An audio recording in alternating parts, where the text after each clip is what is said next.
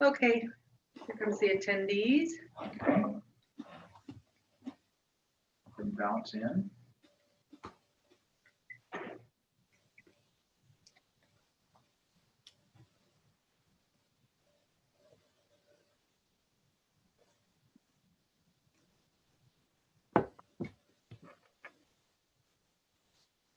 I'm looking for the number count. Is it pretty much finished? Looks like it. Okay, so I think we've opened up everything properly. It looks like we've got our attendees, we've got our panelists certainly. So let me call the meeting to order. This is the last meeting of our monthly meetings for the El Dorado, last meeting of the year of our monthly meetings to El Dorado's Community Council. So this meeting, December 7th, we'll kind of close out our calendar year, and then in the next time frame when we have the meeting in January, we're still planning on holding our meeting in January. But with all of the stay-at-home orders and all those stuff, we expect to see it's going to be a different format. It's going to be totally remote. So Cindy will be in her home, I'll be in my home, you'll all be in your homes, but we're not going to have any congregate conference room type of broadcasting. And we're doing that with the Board of Supervisors too. They've already moved forward to it, but we figured we finish this cycle off, and then starting in next year, it's all going to be a remote Zoom, and Cindy will be able to operate that from her house. So all should be good. With that being said, I think most people understand our protocols and how to dial in. If you go ahead, why don't you read the section on raising your hand if you're on the phone, Cindy? Okay, or I'll just read the whole directions here. Please make sure to unmute yourself when you're called upon. If you're joining the meeting by phone, press *9 to indicate a desire to comment. We'll call you by the last 3 digits of your phone number when it's your turn to speak. If you're joining by Zoom, press the raise hand button, and please voluntarily state your name for the record. All right, very good. So hopefully that was understandable for everyone. So we always start with the leadership team roll call, and it's my privilege this evening to introduce Sita Burgess to our team, to our leadership team. She's filling in the slot for Healthy Communities. We had a good discussion with Dr. Josh Elder, and he's got a lot of things going on. And being an emergency room doctor with COVID and everything else, he's kind of double booked with a lot of things. And then with his military service and stuff, we decided that it was probably a good point to make a transition. He's going to continue as our senior advisor for Healthy Communities. I know Sita had a very good discussion with him. I'm in communications with him all the time. So we really haven't lost him as a resource. He just is taking on a little bit of a different role. So Sita, why don't you just give us a snapshot of your background so people know, since you're new, and then we'll do the rest of the leadership team roll call. Oh, sure. Okay. So my name is Sita Burgess, and I'm a resident here in El Dorado Hills. I'm a registered nurse. I grew up in Sacramento, and I went to nursing school at San Francisco State and worked at UCSF and went back for graduate studies in nurse anesthesia. So I worked in academic hospitals and had my own business and worked privately in different surgery centers. And I'm happy to be here in this role as a communications and public health liaison with you guys. It's an honor to be here. Thank you. So Sita is a great researcher, and that what I think will really help us, because there's so much information and data on COVID. We're all trying to figure out what's the best science involved, what's happening, what kind of trends are out there, those kinds of things. So Sita's been very active in following up on that, and she'll give a little bit of a snapshot of some of the information that's available. But that's currently, I think, our most important focus with respect to Healthy Communities, as to how do we survive this pandemic, come out on the other end of it with sane kids that can get back to school, because I know there's a lot of stress on students. Our businesses are obviously struggling. There's a whole lot of things that the COVID pandemic is putting in a very disadvantageous type of situation. We're trying to all find the way to navigate through it. So that timely data and research is going to be very important. Yeah, go ahead. You want me to give you a brief update on the regional orders now, or do you want me to wait? Oh, let's wait till we get the reports. Okay. Okay, very good. So with that, let's have our other leadership team members identify themselves. I know John Vania is traveling this evening. He's returning to California from a trip all the way back to Florida. He was visiting relatives and doing various things, but he's basically in a travel mode. so he won't be with us. And I also got notice from Mike, Chief Lilienthal, that he might be a little bit late this evening, so he may join us in progress. So with that, John Davey, why don't you introduce yourself? Sure. John Davey, I'm the chair of the El Dorado Hills Area Planning Advisory Committee. We're a group of resident volunteers that analyze proposed development projects in El Dorado Hills, and we provide resident feedback to the planning process, the planning department, the planning commission, and to the board of supervisors. Very good. And Richard, would you introduce yourself, please? Yes, Richard Ross or Dick Ross. I am the Good Governance Committee. There you go. Sorry. So you kind of got me beat there. And I kind of follow and watch how government is working and report on some things and question some things. Very good. Then Glenn. Hi, everybody. Glenn Krakow. I am the District 1 representative for the Community and Economic Development Advisory Committee for the Board of Supervisors. And we touch on many different areas that affect many different people and businesses within the county, because community and economic development is pretty wide. But of course, lately, a lot of things that we deal with the coronavirus and how it affects business, and trying to keep everybody safe and businesses as open as we possibly can.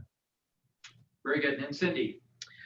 I'm Cindy Munt. I'm Supervisor Heidel's assistant, and I do the community information and outreach for the community council.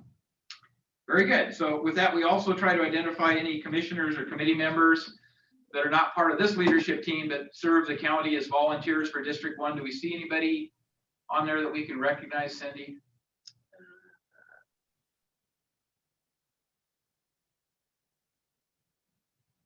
I don't think so. Okay, let me just make a general announcement. Is there anyone who serves on a county-appointed District 1 commission or committee that's online? Maybe you're on the phone. If you'd unmute yourself, we'd just like to recognize Oh, you. there we go. Oh, yeah, we got two. I think that that black box is in the way. Yes, we've got Tita. Tina Bladden, you there? Here, let me. Hi, this is Tita Bladen, El Dorado County Commission on Aging. Thank you, Tita. And then Wendy May. And Wendy May. Okay. Good evening, everybody. Yes, I am one of your directors of the County Tax Assessor Appeals Board. I think that tells you exactly what I do, but we want to make sure that we have your taxes properly calculated. So that is part of my job, to ensure that and be there if you feel otherwise. So thank you for your time. Very good. Anyone else? I don't think so. All right, so let's move on to item 2, adoption of the regular meeting agenda. Is there anyone on the leadership team who would like to suggest any modifications to the agenda? All right, seeing none, the agenda is approved as printed. Item 3, public comment. This is the opportunity we give anyone who's present participating in the meeting the opportunity to talk about something that's not on our agenda. So it can be a comment, a question, a frustration, something you've recognized in the community, but now would be the appropriate time for anyone. If you want to speak under public comment, please raise your hand or hit *9 and we'll identify you. So we have a raised hand. I see Wendy May has her hand up still. Did you want to talk? Need to unmute.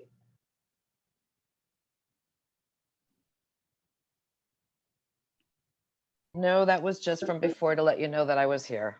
All right, Okay. Thank you, Wendy. Okay, Wendy May. Rayona. Yes. I'm sorry, I don't have a copy of the agenda in front of me, so you may be going to cover this, but I'm aware that we sent that proposal to the governor to have us be more autonomous about making our decisions here. Yep. So I assume we'll get caught up on that, what the timeline is for response and blah, blah, blah. I was going to cover that under supervisor communications number 5. We haven't gotten a response, but I can cover what I can. Yes. Okay, great. And then the other thing is just related to kind of the ongoing civil unrest, not so much within El Dorado Hills, because that's kind of calmed down since the election, but it's certainly alive and fueled all over the country. And there's a constituent group, I guess, that met up in Placerville over the weekend. Their name, I guess, is Proud Boys. At least that's one constituent group. Mhm. But I just wonder if we have a plan for how we're dealing with the ongoing, just, I don't even know what to say that I can say in public politely, but the ongoing swirl of what's happening and whether or not that's going to lead to violence. Yeah, and our sheriff is probably the best versed to speak to that. And obviously, he keeps most of that information very confidential because he doesn't want to disclose his tactics and his motivation. So that's a tough one to really try to answer. I do know that we are very vigilant. We're following things, we're watching things, and I think we're going to get the appropriate response. But in any given situation, sometimes things can be chaotic, they can get out of control, but hopefully we don't experience that in El Dorado County. That's the best I can offer. We're all praying that that doesn't happen. We're hoping it doesn't happen, but it certainly could. So I think we just have to trust in our law enforcement agencies and the communications that are out there and try to be as self-sufficient as we can in terms of protecting ourselves should something happen. So to that end, John, is there some communication like emergency switch or something that notifies us all if something goes haywire? Code Red is probably the best thing I could suggest. I don't know if you're are aware of the Code Red program. It's operated by the sheriff, but any kind of an emergency, and it usually ends up being fires, evacuation due to fires, or some other emergency situation in a given area, that they send out the Code Red notifications. But I would refer you to that because you can put it on your smartphone and carry it around with you.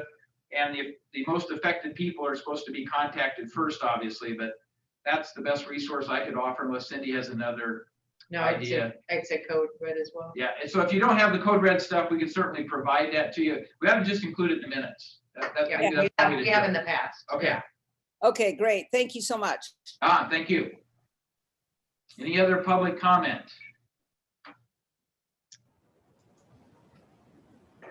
Wendy May's hand is up again. I think that's just carryover. Okay. It's actually not, guys. Okay, all right, go ahead, Wendy May.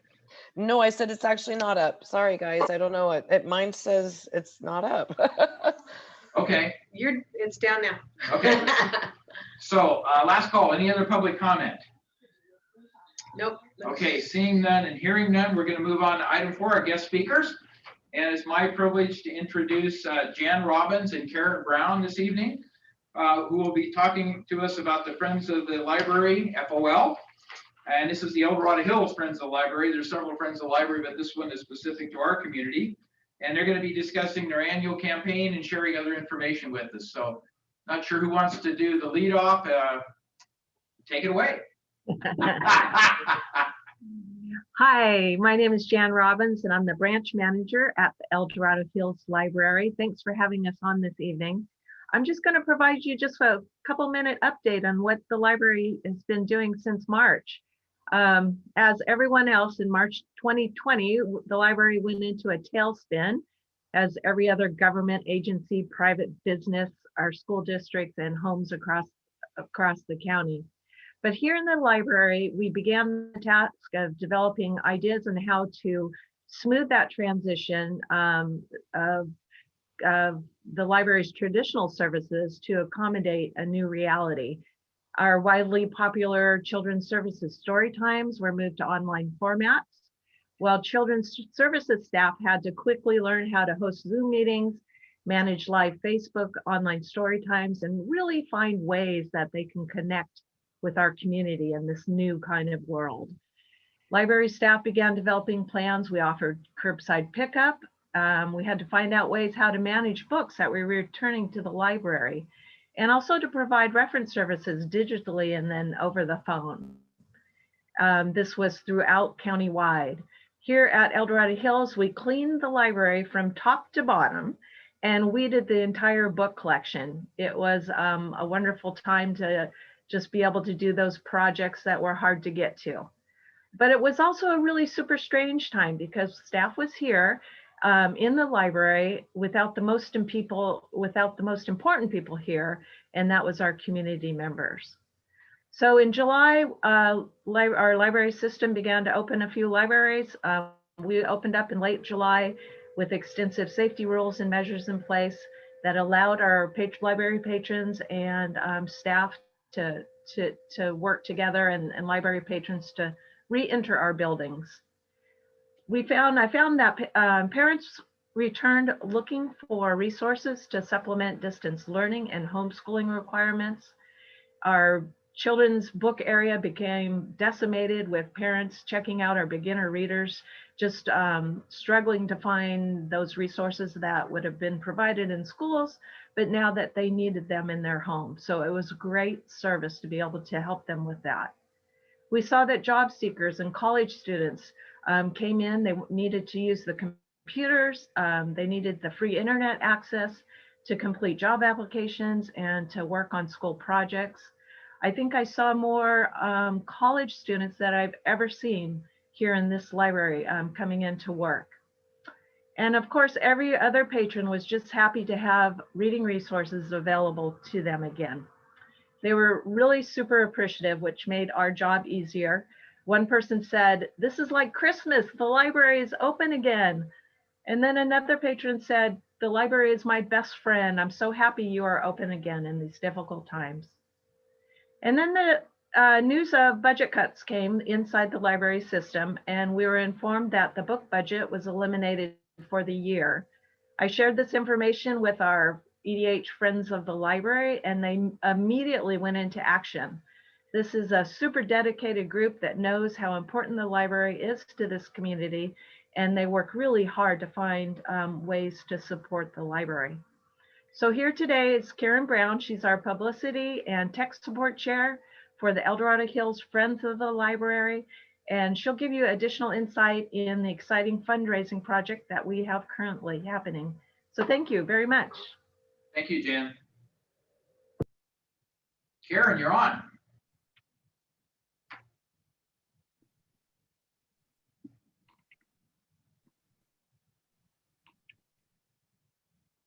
I'm struggling with Zoom. Can you see my presentation? Yes. Yes. Great. Okay, we're off to a good start then. Again, my name is Karen Brown. I've been in El Dorado Hills for about 15 years. I got a library card as soon as I got here, and I've been an active user. I have a second grader and a sixth grader who have grown up with the library, and in fact, we have some books overdue as of today. That's the way it goes. And I joined the Friends of the Library leadership team in 2016. So I've been around for a little bit. Jan, give us a little bit of an introduction. We are a nonprofit, volunteer-run community organization. So while we are affiliated with the library in that we support the library, we're not directly affiliated. So when people give to the Friends of the Library, they're giving to an independent nonprofit community organization. And our goal is to raise funding for the library, raise awareness about the library, encourage its use. We meet monthly via Zoom right now, and we always need more active volunteers. So if that's something you're interested in, you can join us. This is a recent volunteer meeting. We were sharing what we were reading. So the Friends of the Library might do more than you realize. We have collectively over the years donated about 40% of the library's collection. We fund the summer reading program, which is extremely popular. All those big performances that attract people and typically would pack a room. The prizes and everything that goes along with that.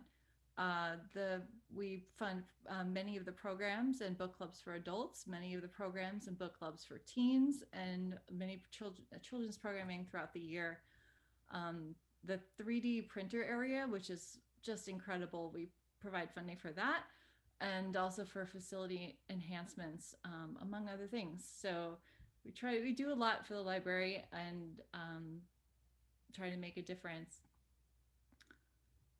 So as Jan was saying, we got quite a blow this year with the library receiving zero funding from El Dorado County for books and programs. This has not happened before. The library has been provided with funding for that. So this is a big deal. It limits the purchases that support the library patrons of all ages. But as Jan was saying, it's been particularly hard on early early learners in language development and acquisition, and this critical need for families that are doing distance learning and relying on the library in ways that they might not have needed to before. Of course, it also limits programs and how and resources and availability for how the library can serve, because that funding just isn't there. So this is one of the early learners browsing in the early literacy area. The circulation is back up to pre-COVID levels, so the library's still getting a lot of use.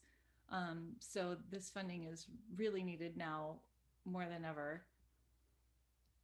So it's a shortfall of about $23,500, and it's a lost opportunity to keep the collection current and to support those programs. We also don't want to diminish our library's connection with the community because we can't meet those needs. So 2020 was supposed to be a year of growth and investment for the Friends of the Library. We started the year by funding a big remodel and enhancement of the children's play and learning area. And then of course everything happened, and a lot of our normal fundraising avenues have just been completely limited. Our normal fundraising, we have often had events, and those are great ways for the library to raise, Friends of the Library to raise money. And because we're all volunteers, it's, when we raise money, that money goes to the library. So it's really a big deal. We also normally we raise money through used book sale events that we do 6 times a year. Well, we lost 3 of those sale weekends this year. We did offer mini book sales in October and November, but those were more to move along. Our focus was moving along the books that had accumulated. So the sale itself was not as lucrative as it normally would have been. So as you can see, we're behind quite a bit in our fundraising avenues, around $18,000. And we've made about $6,000 less than we did last year in book sales. So fundraising is hard right now from those avenues. So our goal is to raise $25,000 that we can donate back to the library to make up for that budget shortfall. We're also interested in increasing our membership, especially our lifetime members, which is a $250 level. A lifetime membership comes with some perks that I'll touch on later. We want to just make sure that the library has the resources they need to provide that online program and increase the community awareness of the library. So our campaign has a bunch of different aspects to it. We did do our first annual campaign last year. We learned a lot from doing it, so we were eager to put some of what we learned into practice. This year was a little more coordinated. Of course, now we have this specific fundraising crisis driving the message and a funding goal. So we've organized our campaign around that. We started a new Facebook page. Previously, we had been posting through the library's own Facebook page, but the library's Facebook page is really focused on the library. And of course, now some of the programming is even offered directly through that page. So our own page gives us a chance to create our own voice and really focus it on what Friends does and what we've been able and what our needs are in order to help the library. And it's been going really well. It's only 2 months old, about 2 months old. They have 168 likes, which sounds like a little bit, but it's not too bad for, no paid promotion just yet. And of course, I'd love to have a very skilled volunteer to help run that page. It'd be nice to have someone who has a lot of experience in running business social media help volunteer with that. And that would be a real big help to the library as well. We also did a direct mail campaign to about 3,000 El Dorado Hills households. We focused on households that we were not already affiliated with. So we communicated the letter focused on the library's popularity and what this financial crisis means for the library. And we worked with a nonprofit focused mail house so we could get a great value and good efficiency on that mailing. We also sent a postcard to our about 500 people on our own mailing list. focusing on the funding crisis. And then also we got a matching donation from the Serrano Men's Book Club for up to $8,000 to be matched, which was amazing. And so we were able to communicate that to the people who are already on our list. Of course, we send emails to our own email list. We have about 600 on our own email list. And we've sent some emails focusing on this fundraising crisis and the matching donation opportunity. It's been gotten a very wonderful response from the people who are already familiar with us. We've been sending press releases to the local media, so hope to have that picked up soon. We're focusing on the funding crisis and the need for the library. Some people don't realize how much the library is the center of our community, and really people rely on it. So it's been always a pleasure to communicate that. We participated in Giving Tuesday this last week. It's typically the first Tuesday after Thanksgiving. It's often Facebook based, and so we posted to our Facebook, and then we also sent an email out. We have some great signage in the library. Jan put together this amazing thermometer, and so the library patrons will see this thermometer to see how we're doing with our fundraising right at checkout. And when they check out, they get this great two-sided bookmark that shares a little bit more about what's going on with the funding crisis. How's it going? Well, we've basically exhausted the Serrano Men's Book Club match. So we raised around $16,000. So we're only $9,000 from our goal, which is amazing considering it's only been a couple months. Actually, 1 month that this has been out. So we've been working pretty hard at that. And pictured is our vinyl decal that gets mailed to every donor who gives $25 or more. So you might see these decals on cars around town. We'd love help. Of course, you're not at our goal yet. We still have $9,000 to go. The library really needs this funding to make sure that those bookshelves can stay full with all this demand that we have. Lifetime memberships is a giving level at the $250 level. It really makes a difference. It comes with lots of perks, including a book donated in your name with its own book plate that lives in the library collection. So that's a really neat opportunity to go visit your book, check it out, and really make a difference and become part of the Friends of the El Dorado County Library, El Dorado Hills Library. I encourage everyone to share what's going on. Look at what our Facebook posts, get on our email list, and share with other people who care about the library. And of course, we always need volunteers. If you have any skills that you could lend to our leadership team, we are just a small group of active people, particularly just a real tiny group working on this campaign.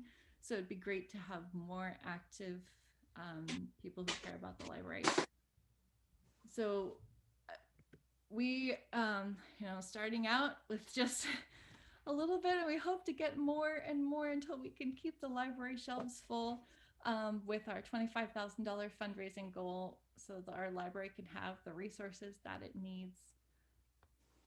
Library's been doing an amazing job of bringing people together while we have to stay apart. So please do help us and support us.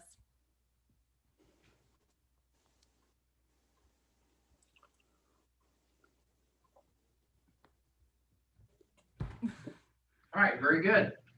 Thank you. Do we have questions from the leadership team, first of all? Questions or comments for either Jan or Karen? I'll throw a question out.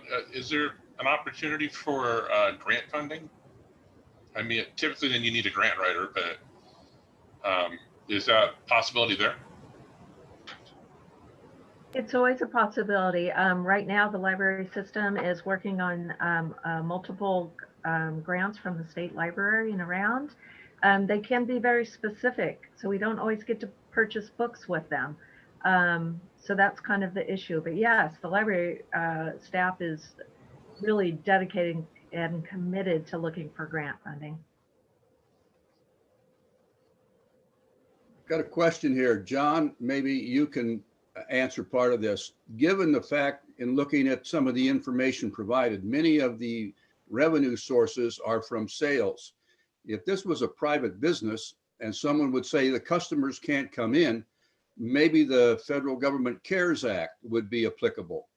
Would such a request under the CARES Act for supplemental money because of the loss of revenue, because of the lack of patrons being able to have access to the facility where generally the sales have been made, which have produced revenue in the past? Good question. And I don't know if Jan was involved with any discussions with the CEO's office on CARES Act funding being part of the library funded system. Was there any discussion on that? Because I know there was department head level meetings where they talked about how do we best utilize the CARES Act funding internal to the county with consideration of the small businesses and trying to help them out, and with consideration to the schools systems and stuff and how to help them out. And so $5 million was dedicated to schools, $5 million was dedicated to small businesses. All that money was distributed. But Jan, do you know if there was any discussion relative to CARES Act funding for library specific needs associated with COVID? Yeah, definitely. The library did receive some CARES Act money. It was pretty specific on what we had to, or what we could do with it and what we could spend on it. So it provided some updated technology for us, but it didn't provide for money for a book collection.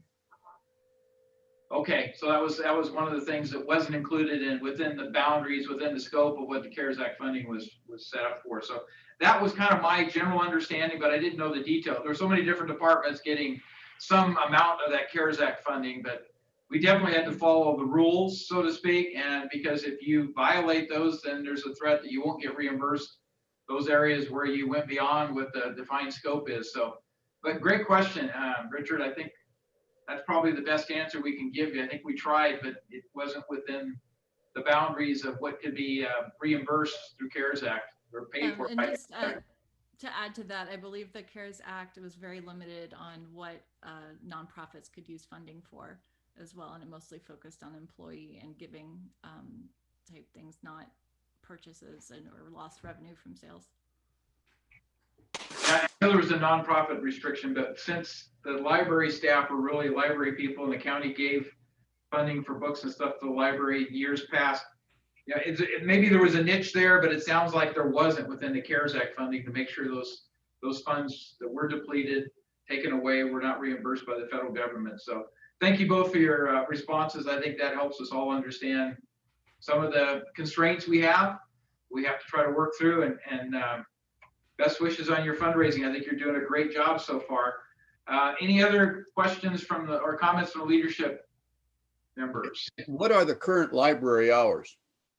There you go.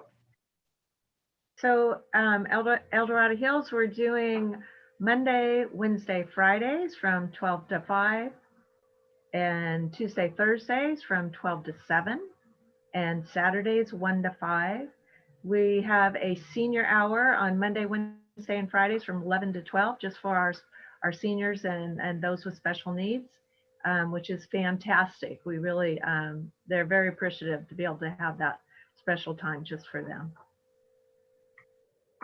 And I assume if we get into this stay-at-home order, then all of those library services will be shut down, right? If that happens within the next week or something like they're forecasting? I'm not sure at this point. We have extensive safety measures in place. And so I don't see us closing down, but okay. I'm not sure at this point. All right. On that, my understanding is most of the operations, if they're not absolutely essential, and we've declared at the county level that all county workers are essential, right? So that's an important piece of it, but then you have to kind of parse through, well, what is an unreasonable risk in the environment given what we're dealing with, and recognizing that family groups are one of the sources where this spreads pretty rapidly, evidently. So yeah, more to come on that. I guess we'll all have to walk that path together and figure out how we try to keep as many operations open as possible, but still follow the mandate that the governor's given us. So I have another question then. right. How about the fact that so many people are having to rely on their own resources, particularly for homeschooling. And the library is a rather logical, universal option for materials. And if I can, if I can go to a drive-through and be handed a bag of hamburgers, why can't I go to the library and be handed a bag of materials that I have requested through my card online and pick it up that way? I think there's an argument, not an argument, but a very good rationalization, while that service is even more essential now than it was before. So we started offering curbside pickup back in April. We were doing it 3 times a week, and we were providing about 100 families and individuals curbside pickup in a week. So it was really busy. Once we opened up in July, then those families and individuals started coming into the library. So we still offer that service, but it's minimal now. I see. Okay. Yeah. That's the equivalent of drive-through when you don't have a drive-through booth is the curbside. I know a lot of effort was put into that, but ultimately you kind of exhaust that resource too. But a great idea. I mean, I think we've already attempted to do some of those things, but more ideas the better. Try to provide the service. Right. Anyone else on the leadership team? Seeing none, let's go to any other participants, either dial in or on Zoom. Raise your hand if you're on Zoom. If you have a question or a comment, and then on the dial in, you have to press *9 to indicate you want to talk, and we'll open up the mic. I don't see anybody. Okay, so just one final thought. GoFundMe is used for a lot of different fundraisers. Usually it's tragic family situations and those kinds of things, as opposed to, Friends of the Library type community benefit. But have you given any consideration to that, or have you tried that venue in the past? Sometimes those things are very successful if you put the right messaging out. And I'm no expert in it, but that was just a thought. I mean, it definitely has we've looked at different avenues. I know they have, at least the last time I checked, they had some pretty high fees that exceed our current online donation platform by quite a bit. So more of a donor's money would go to the library through our current platform. Okay, and I know there's a lot of like GoFundMe, because there's certain ones that specialize in campaign donations and other stuff. So I know there's other sources, but I don't think they're as popular or well known. So I guess to a certain extent you get what you pay for. So, but anyway, it was just kind of a fleeting thought that maybe there was something there too that you could tap into, but I'll leave it up to your discretion. You're the experts in this. And we wish you well, Karen and Jan, and all the fundraising and the efforts and stuff. Hopefully the community will turn out appropriately. I know Cindy wants to get some of the contact information so we can share the Facebook posts, and we can put stuff out on Nextdoor as well. So if we haven't already done that, I don't think we have. We haven't received it. No, yes, if we could receive your, well, both the presentation that you just gave, if that's okay, and your press release that we can put out. We'll put it on our social media too. Thank you so much. Very good. So thank you again for participating this evening. We appreciated the messaging, and like I said, best of luck to all of us, right, to get through this COVID and keep nonprofits in business as well as for-profit businesses. It's tough on everybody. So thank you for your diligence and your efforts, continued efforts, and we'll just try to support as much as we can. Great. Thank you, everyone. Thank you. Thank you. Okay, with that, we're going to move to item 5, supervisory communications. And the first thing I listed on here was the Healthy Communities Resolution that was submitted to Governor Newsom. And there's kind of a storyline I want to share with you very briefly about this. Originally, having received a draft resolution from what I call the North County's legislative team. This is Gallagher and Kevin Kiley and company, Dolly's involved with it, but they had sent the county a draft and asked us if we would consider signing on with them and putting together a community's a resolution relative to healthy communities. So that's the first discussion the board had. It was very difficult to get buy-in at that level. There was a lot of conjecture that it was more political than it was in the best interest of all involved. They were all Republican representatives. There were no Democrats involved. One of the Republicans that serves El Dorado County's Assemblyman Bigelow was not participating. So there was a lot of concern as to whether or not it was something the county should weigh in on totally or not. So what happened was, as a result of that, our staff brought back to us a resolution that has two main points. I'm not going to read the whereases. I'm going to read the two main points associated with it. So it says, now therefore be it resolved that El Dorado County is best served by an ability to respond locally to the COVID-19 virus in accordance with our local data and circumstances as specified, for instance, in the attestation filed with the California Department of Public Health. And number two, that the El Dorado County Board of Supervisors and the county public officer, along with our partners at the City of Placerville, the City of South Lake Tahoe, Marshall Hospital, Barton Hospital, business chambers, and education leaders are best suited to collaboratively determine which tier of the state's blueprint for a safer economy is most suitable for El Dorado County businesses and residences.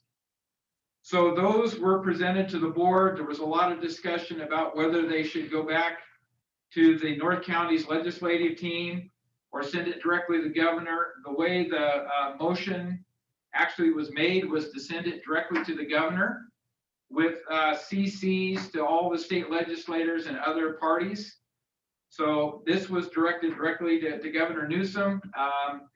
I did personally reach out and contact Assemblyman Kiley and let him know what had happened. He was very thankful to get the comments back, and he took it as a win because he saw that we were looking for self-governance, so to speak, that we wanted the ability to establish our own criteria and working with the public health officer, et cetera, but allow El Dorado County to make our own decisions at this point relative to how to navigate through the COVID stuff, and come out with the least amount of deaths in particular, but at least trying to lessen the number of infections, but try to balance that with keeping schools open and our businesses open and our gymnasiums open and youth sports open and all those things. So this was sent to the governor. I've asked the question when we might expect receiving a response. If any. The answer was probably not at all, because we had sent a letter to the governor probably 2 months ago and received nothing back. So I'm not hopeful that we'll receive something back, but I do know that Assemblyman Kiley and Assemblyman Gallagher will take action with this. I do know that they got approval from the Placer County Board of Supervisors to exactly endorse what they had proposed. So Placer County's done that. We've given them our letter. I'm sure there's other counties that are submitting things. So my expectation is the next thing we'll see from them is that they have submitted further attestations, these resolutions, et cetera, about the need to for more local control as opposed to what are now the 5 regions in California we're dealing with. So, and CETA is going to talk to that a little bit and some of the other statistics. So I don't want to get into that too much at this point. But I understand, I think, why the 5 regions were established, because they're more concerned with ICU beds. And within a region, you can make overflow ICU beds. So my understanding is Arco Arena is being prepared to be opened for additional ICU beds in the event that those are needed, and that would serve our Sacramento region. So we might end up, worst case, I guess, transporting people from, say, Barton Hospital down to Arco Arena, or Marshall Hospital down to Arco Arena. So the regions make sense from that standpoint of utilizing the greatest ability to serve people in ICUs, but it also takes away the local control thing. So that's the dilemma I'm looking at, and I do think that submitting the resolution was a step in the right direction, but it's highly unlikely we'll exceed an acknowledgement, number one, and then number two, an endorsement to proceed with our own determination of tier. And the idea we had was, if we can control, in particular, the number of deaths was my opinion, then we should be able to operate in an orange tier, even though everybody else is saying we should be purple. But we have to monitor a number of key metrics that the state is now not monitoring, but everybody has a little different opinion of it. hopefully we'll get a chance to demonstrate our ability to do that. But at this case, I would say, at this point, I would say it's pretty low probability, particularly with everything heightening and getting worse as opposed to getting better. If it was getting better, we'd have a much better shot. But the timing is critical on most of these things, and this is certainly not the most opportune timing to be submitting this letter. But it will sit there, and hopefully if we start getting better, that the governor will consider it and perhaps respond. So that's what I had on that. And since that's such a big topic, let me just open it up for any questions or comments anybody else might have. I wish we had more information, but that's pretty much the extent of it. Anybody in the leadership team? We have Brianna who'd like to speak. Okay, go ahead, Brianna. Yeah, John, I don't want this to sound rude or arrogant or anything, but, you know, I spent 40 years in the business world. And one of the things I learned along the way is that it's not a matter of what you know, it's who you know. And there's always someone who can get to who you need to get get an answer. So I've watched you and Kylie and other people work very diligently to put forth proposals and only to receive no response. And I'm sure feel frustrated about that. But I also know that you can always get to the person that can say yes. And so what I wonder is, are there any probably large donors or, you know, people of celebrity status or whatever it is that is connected to us enough to where we could ask them to say something to Newsom about getting a response? Not to try and tilt the scales, but just to get a response.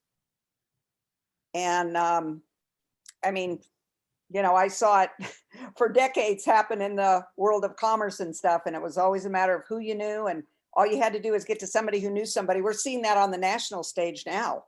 Yeah. What's happening. So any idea? I agree with you. I just don't know who would in our community would have that kind of influence. And the major developers generally have that kind of influence sometimes. Yeah. But didn't Gavin buy a big chunk of real estate up in Serrano or somewhere? Is that a rumor or is that true? that was rumor. He did not go forward with the purchase, as I understand it. So, but at least one of his sons is attending schools in El Dorado Hills. At least he was as of about 3 months ago. I assume he still is. So they're familiar with the local community and what's going on. That's why I think, John, that there's somebody who knows somebody, and we just have to find out who that is. So I haven't lived here long enough to be able to be tied into all the movers and shakers, but you know, it might be worth a try to ask. Absolutely. If we knew somebody that could, you know, whisper in the governor's ear and make something happen, I'd be right behind it. But I just don't know who that would be at this point. So if anybody has some ideas, send your ideas to Cindy and I. Just send us an email, and we can talk to our CAO and other people to figure out how we go about that and see if there's something there. But it's usually very wealthy, highly influential people that you know, that get that kind of recognition. And I just don't know of very many specific to El Dorado Hills or El Dorado County that weigh in on the politics, right? Yeah. I like to stay out of the politics. So. Right. Okay, Yeah. thanks. Great idea, Brianna, but let's see if we can get any response there. Okay, anybody else? That's it. Okay, then 2 more COVID items very quickly. I think everybody knows we've been in the purple tier and we got worsening metrics coming out all the time.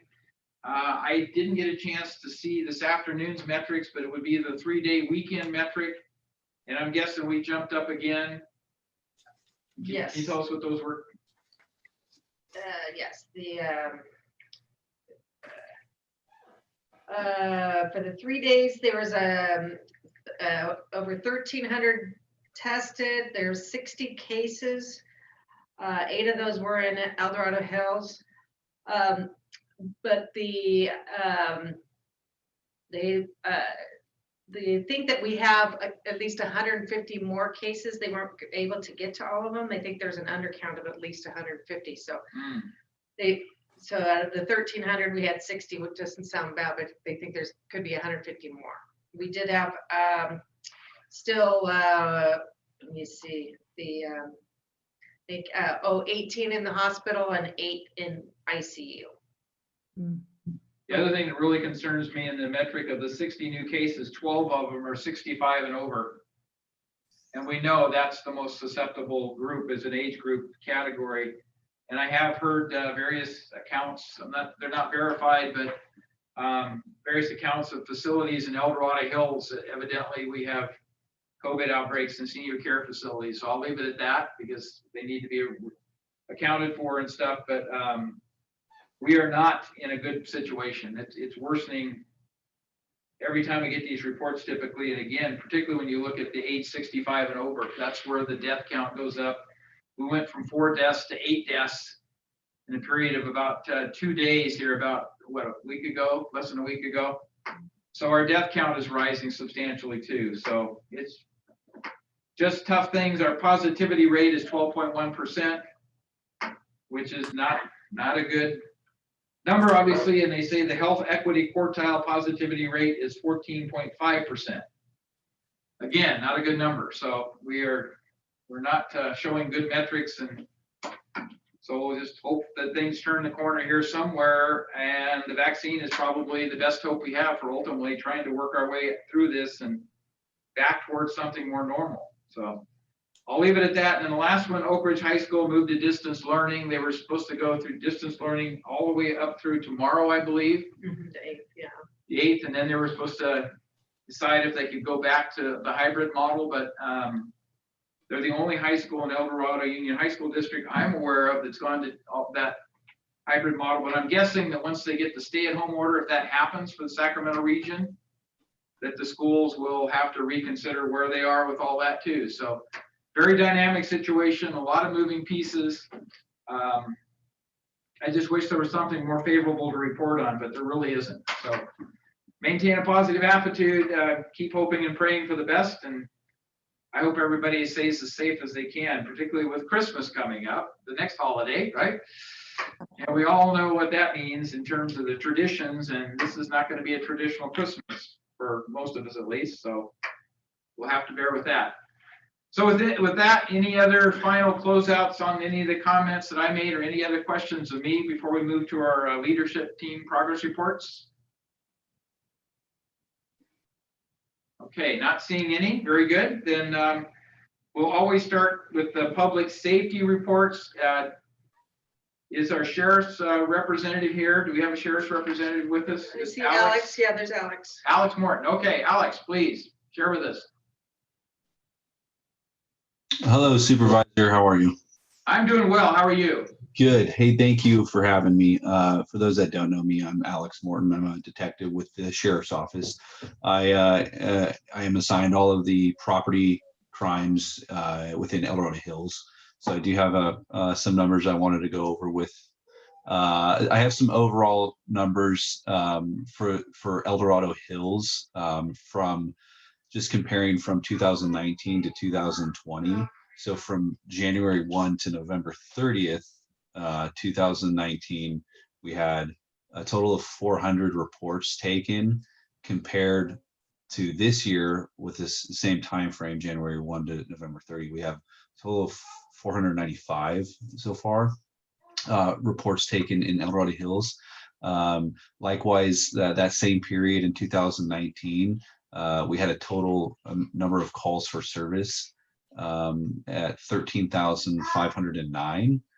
And compare that to this year, to 2020, we have a total calls for service at 14,505. So we've got we've got more reports and more calls for service this year than we do last year.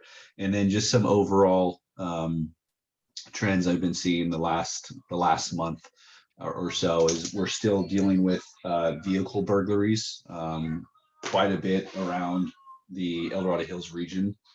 And we did have a series of burglaries, vehicle burglaries into a neighborhood off of Mormon Island Drive. I am happy to report that we did get a suspect in custody on that. We did recover some of the stolen property. There's still some outstanding.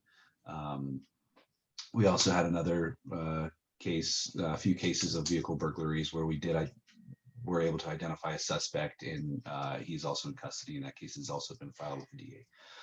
So that's where we're at. I do just want to remind everybody with the holiday season coming up, we generally see an uptick of package thefts and mail thefts. So just for everybody, just to keep that in mind, and do whatever you can to secure those packages as soon as they land at your doorstep. If you can maybe get them shipped to your work, or have a neighbor, something like that. Anything you can do to minimize that stuff. So, and that is all I have. Alex, I know that there have been people reporting that they have cameras that caught people coming up and trying to open the doors to get into cars and stuff. And so I know that's an active way to try to capture some of that with the Ring doorbells and other types of surveillance systems. But can you give me just a general sense of how often you're able to identify somebody with that kind of a video? I mean, the lights come on, something happens, they're scared away, but how often are you able to identify somebody? So that's a great point, Supervisor. So I see those types of videos all the time, attached to our cases. There is a lot of very little of the time I'm actually able to use that for any kind of identification. It's even harder now. So I have, we get video from a case from a Ring doorbell, and it shows this unknown figure walking up and getting into your car and taking items away. That video has very little value to me, generally, just because I'm just not able to make an ID off of that generally. So what I like to tell people oftentimes is that those videos are great, because it does offer some evidence, right? So it can oftentimes tell me, if it's a male or a female, if it's, sometimes what race, the type of build. So it does offer some help. But lots of times is, if I can get a vehicle that these people are in, and even better, a license plate on that vehicle, that's really big, and that really helps out, because that we can go from there. And oftentimes too, I've noticed that a lot of these vehicle burglaries occur, and within a very short time, these credit cards that are taken out of people's vehicles are being used down in the Sacramento area. So it is helpful too, because sometimes I'm able to look at that video from where they got into the car, and then compare that to, video from the Walmart in North Highlands, and see, okay, this is the same person. So it is helpful, although I don't want to like people just to think that just because, hey, we got a video, a Ring doorbell of this unknown figure walking up, just because we have that, it's definitely not a case closed scenario. There's a lot more work that needs to go into it. Very good. Thank you for that. So any questions or comments from our leadership team for Alex? I've got one for Detective Morton. The statistical numbers you gave us, could you, I want to make sure I understood, the numbers are through what period of time?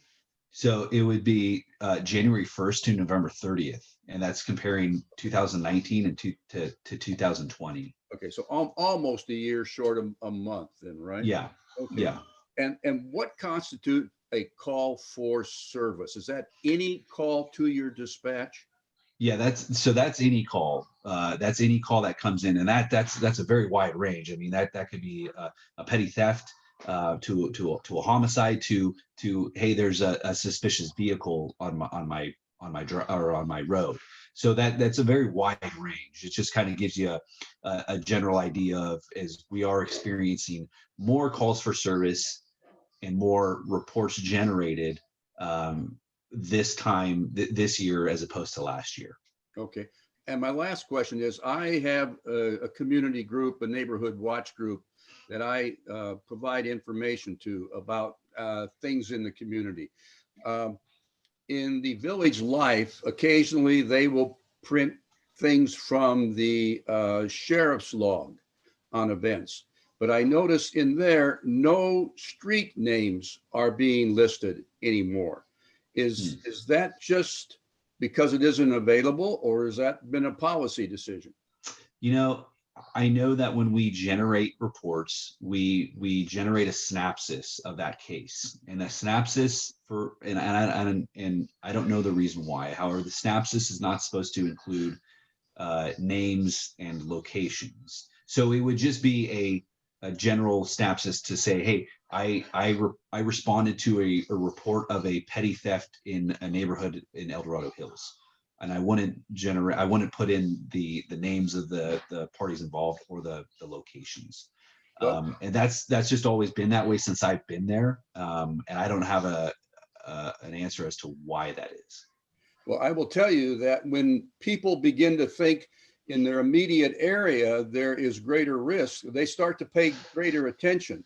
But when you say El Dorado Hills, I mean, you're talking from Bass Lake to the county line, you're talking from Lakeview Hills all the way down to Latrobe.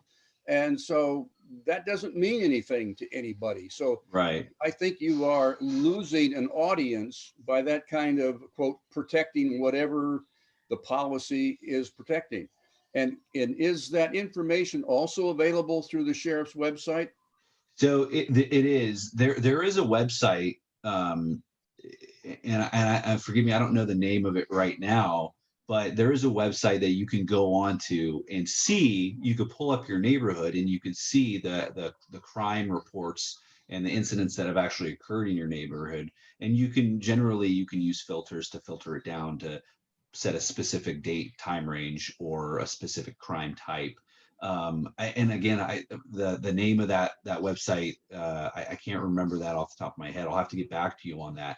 But that's basically it basically merges all of the incidents from the sheriff's office over to that website, and it spits it out in pretty readable format, so you can look at your particular neighborhood and see kind of the things that are occurring there. Do you think your public information officer could direct me to that? I think that he could, yes. And his name is Sergeant Eric Palmberg, and I do not have a phone number for him right now. I have a phone number. For Oh, him. okay, perfect. Yeah. I will pursue that then. Thank you for your. Richard, if you get it, would you please forward it to Cindy? Because then we can put it in our minutes. Because I'm going to ask Cindy to follow up on it too, because I want that information to be out to everybody if we can do it that way. Very good. Any other questions or comments for Alex? Anybody on the leadership team? Okay, anyone on the phones or other Zoom participants? Oh, Officer Brown. He's going to go next. Yeah.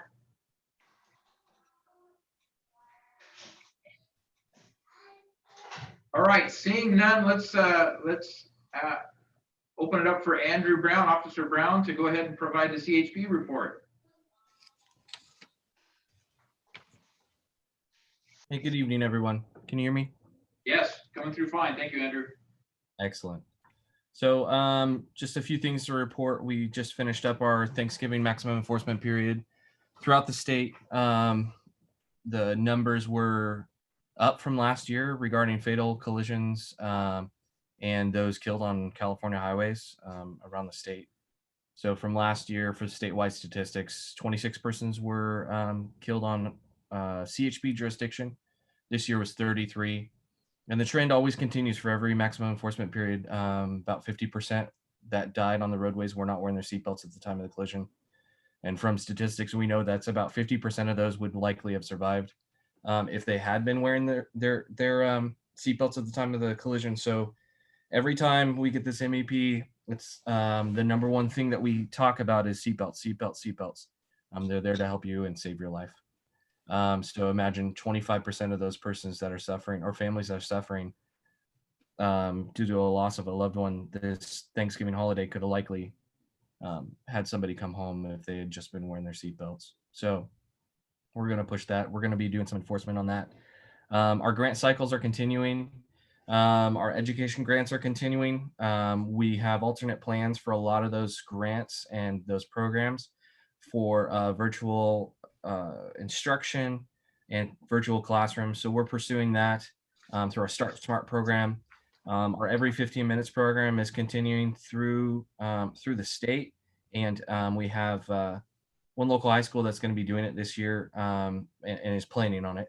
And then just to go through the future for us, we have our Chips for Kids program. So I'd just like to give a shout out this week. I'm going to be picking up toys at Golden Hills School and Marble Valley School, and usually they're excellent. Just thousands of toys that I get from those two schools combined. So I want to say a big thanks to you and the whole campaign. We've got so close it makes no difference, over 10,000 toys by the time we're going to be done. And we're going to be giving out next weekend to the kids and families in this county that deserve it the most, and those that usually don't get the greatest Christmas that we all had when we were growing up, maybe. And so we'd like to thank, Toys for Tots and the Marine Corps helping us as law enforcement, the Sheriff's Department, Placerville Police Department, and the Highway Patrol cooperate with them and do this great thing for all these kids. So we're going to be doing that, and it's a whole lot of fun.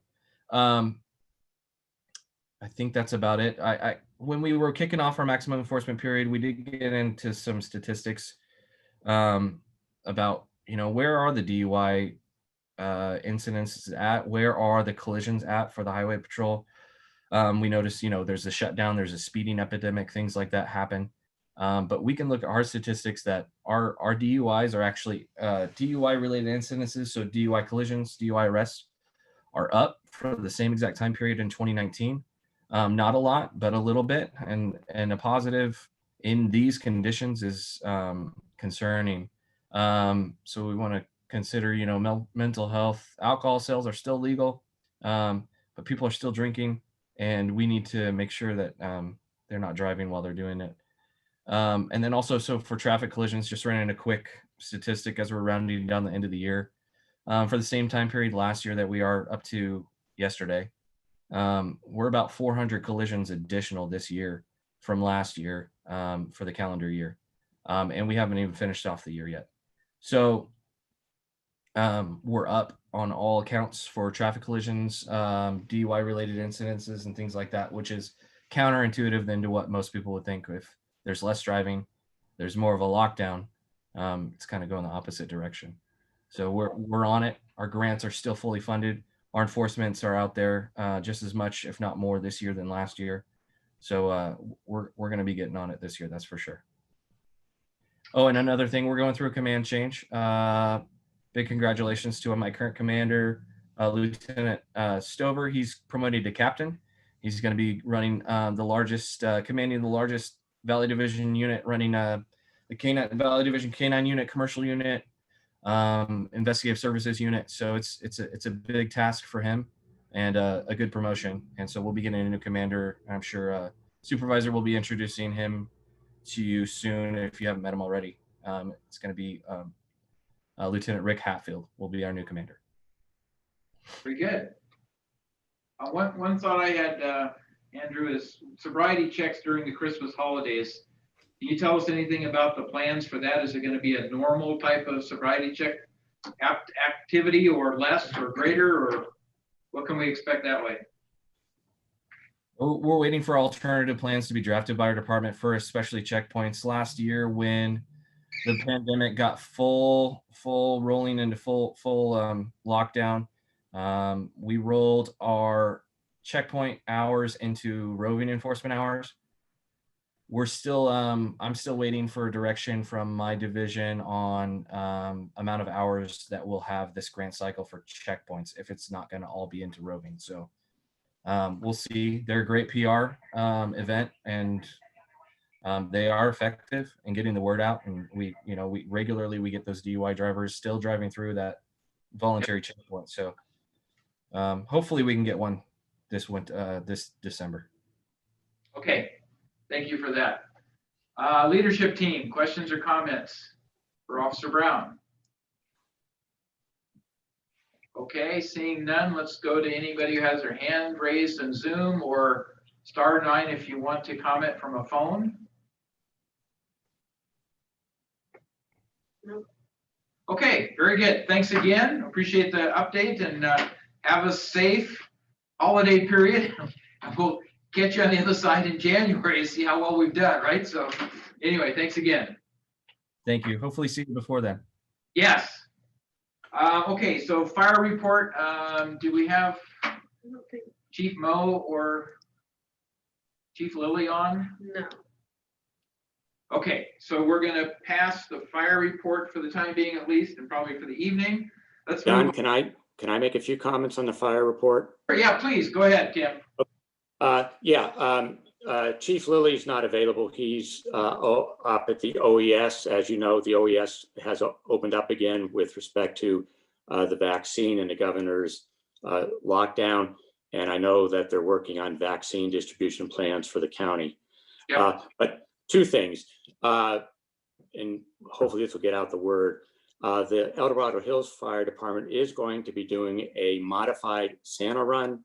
The details are still being worked out right now.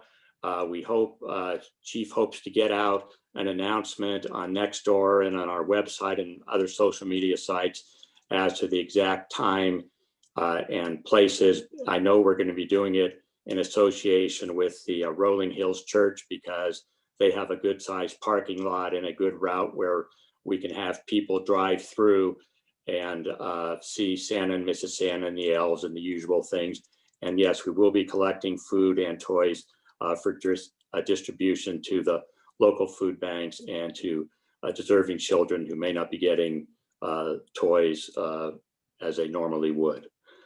Secondly, again, because of the new restrictions that are going back into place, the regular meeting of the fire department, which was scheduled for Thursday, December 17th, will now be on Wednesday, December 16th, and it will be a Zoom only meeting. So we're all going to be calling in.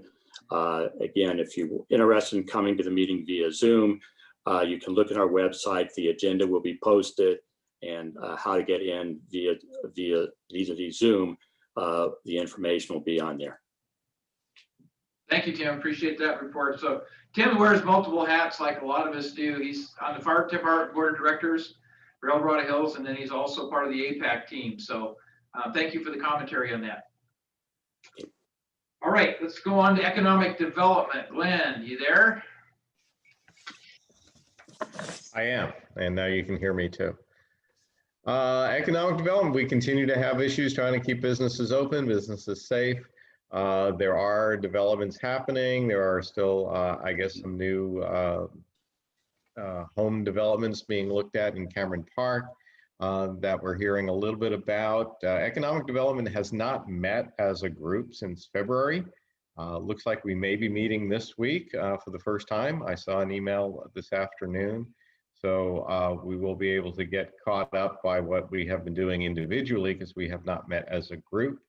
And Supervisor Heidel today introduced me on a phone conversation we had with someone from the fairgrounds in Placerville, because like many areas of the county, businesses, public areas, this year has created financial hardships for them. And so they're looking at maybe getting some help from economic development to see what can be done to help them get through this period. But then there is also a further discussion to be had to look at fairgrounds of the future, and perhaps CDAC may take that on as a committee to try to see what we can do, because they are a vital part of our county, of many counties. They're an emergency area. They're a place we do COVID testing now.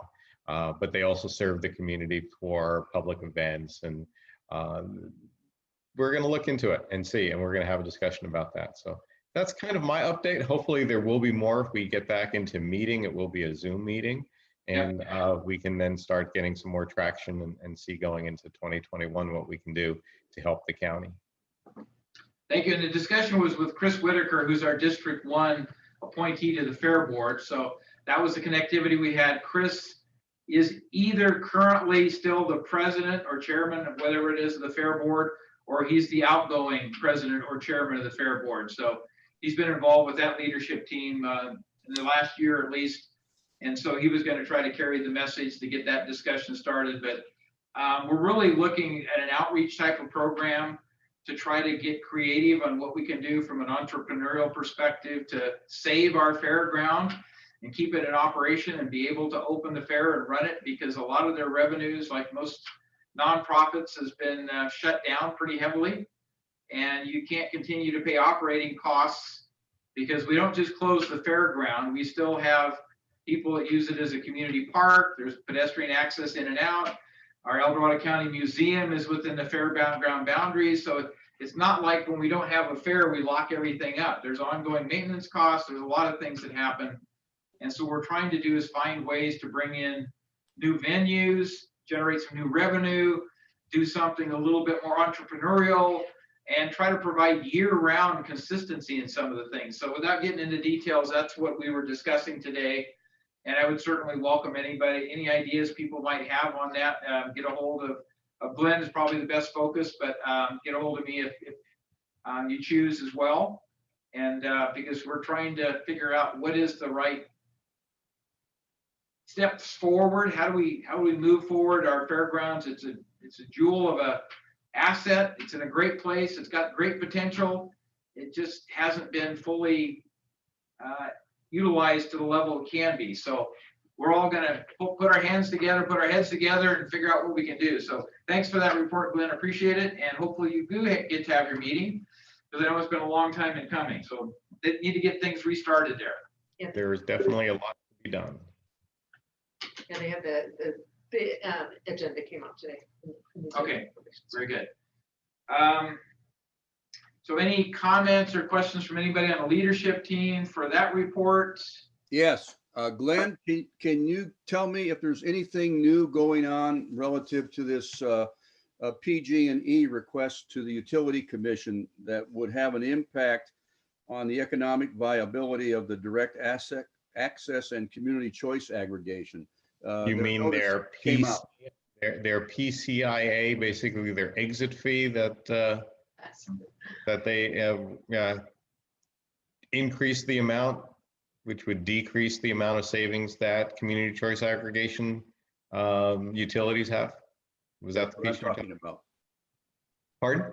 That is what I am talking about, yes. Yes, well, that does happen. It's happened before. It happened a couple of years ago. They did it. And it works through, but so far CCAs have been able to continue. It does dent their profits, but they find some other ways that they can still, not necessarily profits, but let's say savings. There's also been a lot of misinformation. The biggest piece that I've seen is people feel that as a CCA, we have to buy energy from PG&E. We can buy energy anywhere. Yes, it doesn't come out of the tap as the energy we bought from a different provider, but it all goes into the electrical grid, and what we pull out is based upon what we purchased from where we purchased it, not what comes out, you know, basically in our electrical lights. But we can purchase electricity from any provider that other agencies PG&E buys from as well, and SMUD buys from, and we generate in the county electricity that we sell to SMUD. There are many places that generate electricity, and I did see some discussions about that, thinking that we were locked in to buy from PG&E, which would make no sense, because you can't buy from them when you're trying to save based upon the rates we pay to them. So it's a moving landscape, and the PUC is challenged, but many Californians are under CCAs now, and they're enjoying millions of dollars of savings, even though incrementally to the end user, it's relatively small, but it is a savings and it is real dollars. Should this be something that, since our county is considering the option, should our county be responding to the PUC relative to this rate change circumstance?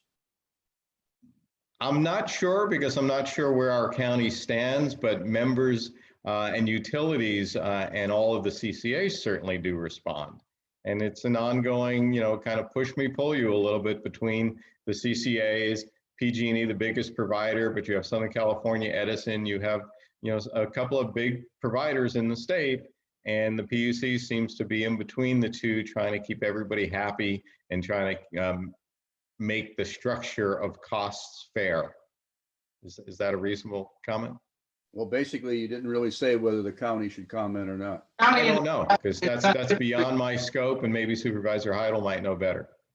To my knowledge, the county is not weighed in on those kinds of things. It's like a rate increase from EID or something, you know, it's one of those things where you're dealing with utilities. It's not a county function.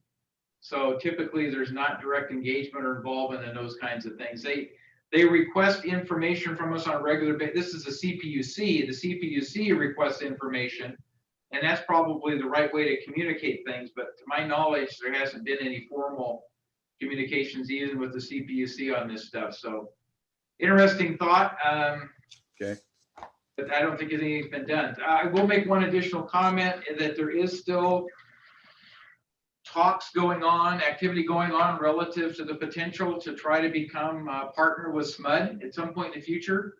And I don't want to use the annexation word because that's a more difficult thing to accomplish, but there are other things that might be available to us that are being talked about with some executives, I'll call it, at SMUD. And the bottom line of all that is we all pretty much came to the same agreement. It's going to require some legislation. And if we can get the legislation in place, then I think it's going to open the door. So the last discussion we had was who is the right person to go tap, who is either a legislator who will support this type of activity, i.e. the ability to purchase infrastructure from PG&E, or a lobbyist who specializes in that we can go talk to and find out how many other communities there are that might be interested in this. But logistically, we have a real good tie with SMUD. We're at their border. We have the power lines running through. We have a SMUD agreement where the county gets funds from SMUD. I mean, it's always been a good relationship. So not countywide, but at least for El Dorado Hills, we're looking at the possibility of doing incremental type annexations, even though they're not annexation, incremental agreements for service. But again, the legislation, I think, is the key there, but there are discussions going on. So I'll leave it at that. So anyone else from the public that had any comments on the economic development? No. Okay, seeing none, let's move on. John Vania is not here, so I'm going to let him share with you the discussion at next month's meeting, which will be January, on the EDH Master Circulation and Finance Plan. I'll just say that he and I have had ongoing discussions with Rafael Martinez, our Director of Transportation, and Rafael has warmed up to the idea that we need to look at doing some master planning in the El Dorado Hills for a major circulator. And with that, if we follow what was done on Missouri Flat Road in terms of economic development stuff, it comes with a finance plan. So there's mechanisms called MCNFP, Master Circulation and Finance Plan, that the county's used for probably 15, almost 20 years. It goes back to right after the 2004 general plan approval, so 15 years at least. There are mechanisms that allow sales tax revenue and property tax revenue generated within a given area, some percentage of that to stay to fund infrastructure. So those numbers are negotiable in terms of what percentages they are, but that's the way the Missouri Flat Agreement set up. And I think we've gotten Rafael to the point of recognizing with things like potential of Costco coming in, things like growth in the business park with respect to mixed use applications, possibilities of new growth south of the business park, development of some of the land that the El Dorado Union High School District has in conjunction with our El Dorado Hills Community Services District on a joint use agreement. All of those things really require that we take a bigger look, a regional look at what's going on. And Rafael has stepped up and said, hey, I agree. So we'll see how this prospers, but I'm going to let John share with you his ideas and what comes from that in our January meeting. So with that, we're going to move on then to good governance. Okay, I've got a couple different items. You had mentioned something about a Board of Supervisors meeting in January. I had no information on that. Right. So it's really part of our strategic planning process. It's a good governance sessions like we had before. Babs Kavanaugh is going to be the consultant coming in, and we're going to do some new things. But the primary change is we've got 2 new supervisors who will be sworn into office the first part of June. Then we're going to have this workshop to get them in sync, to talk about things. Do we need to make additional changes in the good governance area? Do we want to go back and revisit some of the things in the board policy manual? Plan it out. But Cindy has the date and the time. I think we can share that with you now. It's January 11th. They don't have the time Okay. certain yet. But it is January 11th. Okay. Babs is going to discuss it with all the supervisors, and then they're going to set the time. Okay. I checked with the clerk of the board today, and she didn't have the exact time. Is that likely a Zoom meeting? Yes. I'm pretty sure it's going to have to be a Zoom meeting. So as soon as we know the time specific information, we'll go ahead and put it out on our Facebook account and our Nextdoor account and let people know. But I wanted to announce it in this meeting because I think it's important as a look forward that we're trying to take on good governance early in the year with the new two new supervisors on board and get off to a good start. So that's what's planned there. Okay, thank you. Just a couple, I will be try to be very quick here. Relative to issues of good governance, there is an issue still running afoot. One of the propositions that failed was an improvement relative to some of the criminal law enforcement matters. It failed significantly. Yep. One of the issues still outstanding, however, is under a bill passed in 2017. Fundamentally, criminal justice requires sanctuary protection of all undocumented, unconvicted, violent persons by local authorities from having any liaison with federal authority. And there have been several incidents where undocumented violent people have ultimately caused deaths, although they were never had been previously convicted. So this is something that is kind of, I think, raising its head again because of I think it's a governmental policy notion about sanctuary generally, but has kind of overlooked the citizen safety issue. I think that will be coming back to visit us. There have been several other issues of good governance that I think are relatively apparent. One, it is kind of interesting that it took a legislator going to court to get the court to tell the governor that he was acting unconstitutionally while his own attorney general fundamentally just sat on his hands. But now we're going to be void of him because he appears to be going to Washington, D.C. Right. So, services, right? So yeah. Yeah. And then we have the Secretary of State, who in my mind basically embezzled money from the counties that was supposed to go to the counties for voter education, which he decided to spend on his own. And his name is also being tossed around as a potential senator. So I think relative to the issue of good governance, it does make one, if I had hair, scratch my head and wonder how it really is applicable in our state. Following up on the election, I was kind of curious about how many votes were being cast. Everybody got a ballot who was registered. El Dorado County, from the statistics provided, did fairly well, that 87% of the ballots sent out were cast. That's a record breaker, by the way. That breaks all records. On the state and the federal level candidates. And in some districts where the voting group is not the entire county, there was as much as 91% of their ballots being returned. And I also think, John, you were the recipient of one of those high percentage circumstances. Just as a comparison, I looked around. California generally, it was an 80% return rate. LA County was 73%, Placer 88%, and I just grabbed Humboldt County and it was 82%. So statewide, it was a pretty high level of voting participation. The thing that's always scares me about that is I'm not always sure the voters know what they're voting about, but that's just what a democracy is about. So you touched upon the health regulation going through the health resolution going through the county government. I think that more people should really be aware that within our district, we have got different agencies that have routine monthly meetings on matters that affect them. We have EID, we have the fire board, we have the CSD, we have the board of supervisors, and of course, our little gathering as well. And I think possibly I will try to provide Cindy kind of a little calendar for a month as to when those meetings regularly attend, and she can maybe include that. And also, I tend to think that since we're not incorporated, people think, well, it's only a county level issues that concern us. But we have a fire department here, and it gets $24 million revenue, most of that being from our property taxes. And we do need to be more attentive to how our local agencies spend our money.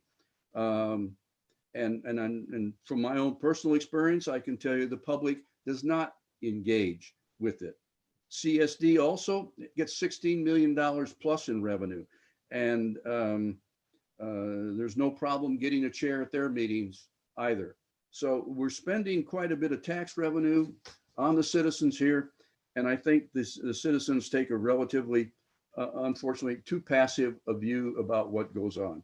And then an old issue with me goes back a few years when I tried to get involved, but I see where Auditor Hahn recently put out some information about the increase in unfunded liability for the county's public employees going up $14 million in the last year. And I don't think the citizen appreciates what that does on the county's ability to provide basic services to county employees when that money is diverted into the county employees.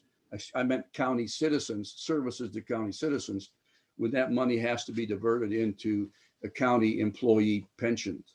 So to me, that is not an elephant in the room, but it's a dinosaur in the room that really nobody wants to talk about. And in this time of even greater needs for funds, this isn't something we really need to have happen. So that's it from the good governance, happy news point of view. All right, keep up the positive attitude, Richard. We appreciate it. So yeah, things are not very pretty right now, but hopefully over time, some of that will change. I will tell you that I think our local agencies are doing a pretty good job in delivering services. If you really follow their budgets and where they're spending it and those kinds of things, it's amazing what new construction costs are, infrastructure costs in doing anything. But we have some really nice facilities and some great response times and good services. So I'll just leave it at that. But thank you for your report. Spoken like a true former fire board member. I was trying to be eloquent, but okay. All right, so let's move on to healthy communities. Sita, go ahead and share with us what's going on from the COVID perspective. Oh boy, well, we could do that all day. Let's stick to let's see. So most of you guys know Gavin Newsom signed the stay-at-home order. So that's one of the bigger changes that we've had recently. So he announced it on Thursday on the 3rd, signed it yesterday. And what that does is it separates us into regions, 5 regions. So we are part of the greater Sacramento region. And what changes here is that once, this is looking at ICU bed capacity. So once we dip below 15% of ICU bed capacity, we are in a stay-at-home order for a minimum of 3 weeks. Then that goes on until the region has we go back above 15%, and then we are assessed weekly from that point on. And they also want to see a decrease in transmission of cases as well as hospitalizations. This is it's not very specific in terms of exactly identifying the metrics here. They're giving you these numbers of the 15% for ICU beds. We might get more information, more specificity later. And they also allow the county health officers to implement stricter guidelines based on local conditions. So we already have two regions that have gone into Southern California and San Joaquin. They are stay at home. They dip below 15%. And the Bay Area, let's see, so San Francisco, Berkeley, some other counties there have decided to voluntarily do some restrictions that are more similar to stay at home. So what does that mean for us? They think that we have not seen the full kind of effect from Thanksgiving yet. It's 2 weeks after that you start to see maximum hospitalizations and symptoms, so sensitive symptoms. So we're still going to see a surge. We're doing this to try to prevent pretty much the situation where if someone has a heart attack, they need a transplant, we have enough ICU beds to take care of other people. That's the thinking there. We have statewide mandate on masking. A new ordinance was or directive was given on the 16th. And in terms of, I'm not sure if you guys are familiar with what the stay at home means. There's no gatherings of any type, of any size, if we go into this the stay at home order. Offices are limited to critical infrastructure. So then also retail, shopping, that would be 20% capacity, and they're required to check numbers at the door. You're not allowed to eat or drink inside. Restaurants will be takeout only, and that would be very hard on our local businesses. Hotel lodging, that's just for infrastructure workers, critical infrastructure. Personal care, all that will be closed down.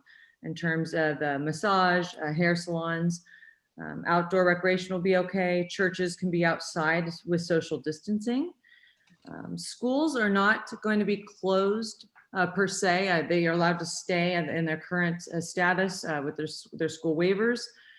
So that will be done at a local level. The school boards make their decisions what they want to do. And they have different testing and agreements that they're doing. Daycare and pre-kindergarten will be allowed to be open, but again, that's going to be a local decision. And non-urgent medical, dental will be okay. So we're really hoping we don't get pushed into that, but they do think that each region in California will more than likely be heading in this direction by mid-December. There's a new travel advisory as well. So the governor is requesting that people not travel for non-essential reasons, so leisure or recreation. Also, if you're to come into California, either someone from out of the county or country or returning from travel, you're asked to quarantine for 2 weeks. The CDC did release a change in some of their, or update some of their quarantine guidelines or recommendations. 14 days is still considered the best, safest way to quarantine after suspected exposure. But then they have also said that you could do, if you have no symptoms at 10 days, that you could, that's relatively safe. It's a 1 to 10% risk of transmission at that point. And then if you also have no symptoms after 7 days and a negative test, 5 to 12% risk. And then a couple of just quick updates from the governor. Also, there is some economic hardship, kind of I'd say there's like a tax, small business tax relief, and I can email people if they want more information on that. And then let's see, this limited stay-at-home order, we've been doing that, so we're still in the purple. And the most recent, Cindy, or we guys went over some of that, but some of the most recent numbers we have, I had from Friday, so you guys had some more numbers, which brought our ICU count up today up to 8. The number of deaths in our county is 8, but there's still some under investigation. And the numbers are adjusted case rates going up to 29%, and it might be higher than that now. I think it's the state is at 30 and we're at 29. So just to give you a reference point, we were in orange this summer. That number was below 4%, and we're at 29%. And then one thing that it's kind of interesting to let you guys know about as well is we are trying to bring on more medical professionals. He's bringing in, trying to train up some nurses, a 2-day training to get ICU prepared. And they're going to do a Bluetooth enabled app. It's called California Notify, or CA Notify. Is going to go live this week. So they're saying that it's not a tracking or it's a how to explain it? It's an exposure notification. So it's a optional. You could download this app onto your phone, and what it does is it allows you. It will tell you if you were within 6 feet of somebody who tested positive for more than 15 minutes, and they scramble the numbers. And you don't share any of your personal information. So it's an optional program if people are interested. Let's see here, and I think that's, I mean, I have a lot more information, but I don't want to take too much of your guys' time. That's pretty much the main points for now. Thank you. One of the things that I know we're looking at is how is this virus really spreading? What is the most predominant way that it's being transferred from one person to another? And I think a lot of the statistics where people might think, oh, it's a lot of it's happening in restaurants, even when we had full sit-down restaurants, that's not what some of the numbers are telling us. It says that malls are a much worse place to be than in a restaurant. So we're still trying to gather all that data and try to determine what it is. But what our public health officer has told us repeatedly is it's the family gathering type of thing, typically the small gatherings where it's being communicated mostly. It happens in many places, but it's that transfer within the family unit that seems to be the most prevalent in terms of picking up where it's coming from. Now, it's got to be coming from the outside somewhere to get to that family unit, right? But when you try to do the contact tracing and stuff, it's more difficult to figure out where it's coming. But there is no safe haven, I guess, is the bottom line. Everybody needs to maintain their awareness and their safeguards and do everything you can, obviously, to wear the mask, stay socially distanced and all that. But we haven't seen the worst of it yet for the United States, California, or for El Dorado County, in my opinion. So we all just need to double down on our efforts to try to do the best we can, particularly with Christmas coming, right? So anyway, so thank you, Sita, I appreciate it. So are there any questions of Sita from either our leadership, questions or comments? Yeah, John, go ahead. I know that with this change to regions as opposed to the county level, that we're talking about the overall availability of ICU beds, but I never can remember the straight number. I know that Barton bumped up a little bit and Marshall bumped up. Do we know what the ICU bed availability is? How many total beds are in the county? Yes. Where are we? Let me see. I want to say we have 6. Hold on.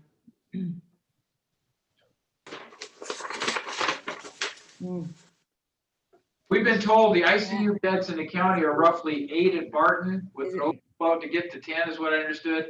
And then 20 at Marshall. And again, they have a provision for, expanding some ICU level, but the standard is 8 and 20 as I understand it for our county. But anything different, Sita? No, I think you're about right there. I'm looking at the state numbers right now. I mean, interested in the estimate too is that with the numbers that they're looking at, they're expecting to have just in the last, like the surge of cases, just the exponential rise we're having right now. They're looking at getting another 3,600 new ICU cases linked to the last like 4 days, and it's more than twice the number of beds that we have available in the state. So that's part of the reason why they're doing all the shutdown. But yeah, the county, I think you're around, it's 8 and 20 or 22, something. Yeah. Okay. And I know that the El Dorado High School, Union High School District, they have their own portal for school site specific case counts for staff and for students, and in an aggregate, the overall for the entire district. So, that was a pretty big impact recently. And I believe it's just the amount of students and staff that had to quarantine was why they pursued that path to go back to distance learning for the week. So, but they do have numbers there for, if anybody wants to look and see what the high school district impacts are, they're keeping a pretty good count. Very good. So I will also just add that Dr. Martin Entwistle from Marshall Hospital has told us that the biggest issue is not so much the ICU beds, it's the healthcare workers, nurses, the doctors, the people that have to provide the care. And they're fully deployed and working a lot of overtime. And that's probably where things get worse as opposed to just the ICU bed. Is being able to staff, the resources necessary to serve people and take care of them. I think it's not down to ventilators or other things, right? I think we've got the mechanical equipment, we've got the therapeutics. We lack the people staff who are healthy to be able to provide those services. So that's the number one limitation, as I understand, at least locally. It's interesting you said that because they're doing a 2-day training course for nurses just to get them who might not have ICU experience. I mean, that's how desperate. So you're exactly right. Wow. Yeah. Okay, so other comments or questions? Anybody else on the leadership team? Brianna. Okay, Brianna. Sita, given the amount of information that you're getting, some of it is already duplicated in the announcement they make every day about what's the latest on COVID for El Dorado County and stuff. But I picked up a few things tonight that I didn't know and wouldn't have known from reading that by listening to you. And I wonder, what is your vehicle for getting out what you find out about and what you know to the rest of the community? Well, it's me being here right now and talking to you. And if, there's another option or suggestion, this is it's my first time reporting out to you guys at this meeting. Yeah. And this is just, research, but I'm happy to, create a bullet point if someone wants to email or even send out to Dick Ross. There's other, group, but I don't know. I guess I could ask John Heidel if he has any other ideas. I think that we don't really advertise, we let people know about the community council, and I'm not sure the community knew that we were going to be having the health updates tonight, and maybe more people were going to be here, or they would come. A lot of people listen too after the fact. Yeah. If they listen. Yeah, so the lead-in that CETA gave, a lot of those statistics came from a CSAC publication, the California State Association of Counties, because they track all this stuff with the governor's office, the California Department of Public Health, and then they release their best interpretation of what's being said. Typically, when you listen to the governor, there's a lot of confusion. What did he mean by that? What's this?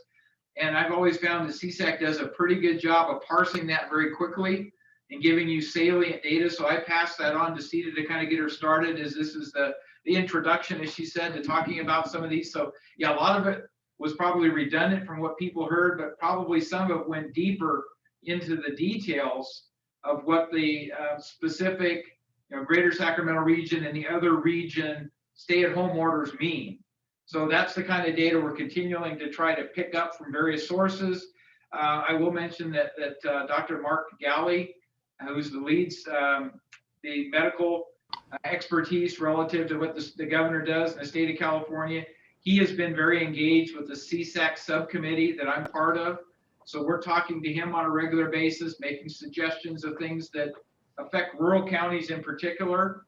And he has made some considerations of some of those, and he's made some adjustments prior to this latest surge that's taking everything out of the normalcy response relative to COVID. So we do have lines of communication. I know CETA's tracking stuff. As I see stuff, we forward it to her, but it has to be from a reputable source.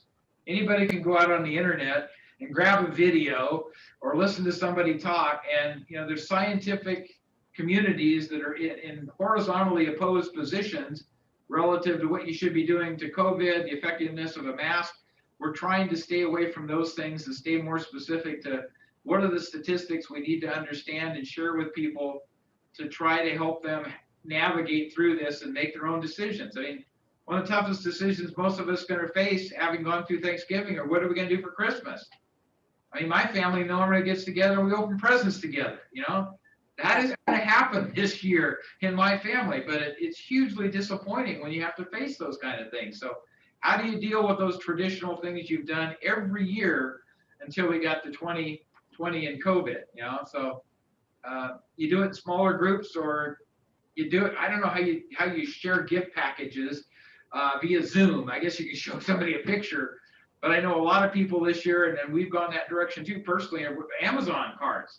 We just decided how do you buy gifts for people and get them shared if you're going to have to put everything in the mail and then they're not going to like it, probably turn it around.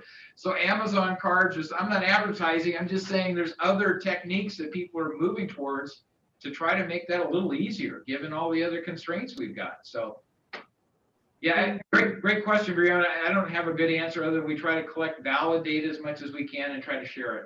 Well, I do appreciate that you're sorting out the bullshit from the gun smoke. But I would say that within our county, there is so much animosity and fake, I don't know, it's such a mess. And it's just a trickle down from the whole national election and then, you know, the differences between parties and all that stuff.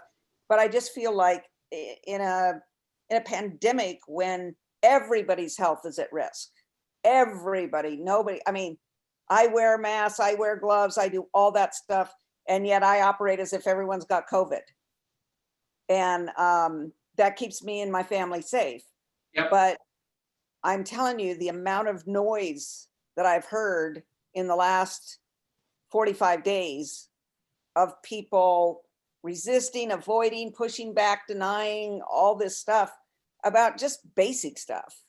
So, I mean, I'm grateful, John, that you're doing what you're doing to sort it out and put it out there. But man, we're going to need some major healing in this community all over the country. But I'm just talking about our community around trusting each other again, or being open to, you know, what used to be called facts. Yeah, no, I think most of us, if not all of us, would agree with that. But the difficulty is with this election and all the contention still with the election and everything else, it's hard to determine when things are going to settle down a little bit. And we can start doing that healing process, but it definitely needs to happen. But yeah, it's going to be difficult to try to come through all that and, you know, make a better community, make a better set of services for all the residents, et cetera. It's just hard to figure out how you pull that together in just 5 minutes, but we're working on it. So yeah, thank you so much. All right. Any other comments or questions for CETA from either anybody on the phone or anybody that might be on Zoom that's not part of the leadership team? John, I will just tell you, good job for recruiting Zeta. I think she's a very qualified and capable candidate to be on the council, and I think adds greater credibility. And I think she did a fine job tonight. And Zeta, thank you. That's a lot of work and giving us information. And as the prior speaker said, and not noise is very important. Thank you. Thank you. So I will leave you with one final thought on this, is the county is now talking about another town hall meeting. For those of you who may have been able to attend the first one, most of the feedback we got was positive. It was good to have that scientific community that are local representatives for the most part share with us their thoughts on where we are with COVID and stuff. So I know they're planning on a second one. I don't know the time frame of that. I'm pretty sure it's going to be the first part of next year. It won't be in the month of December. But continue the education, continue trying to make people aware of at least a balanced scientific view of things. You can pick stuff up and, you know, you may run off and believe all that, but I think our local experts who are the ones that I typically focus on because they live in our community, they're part of our community.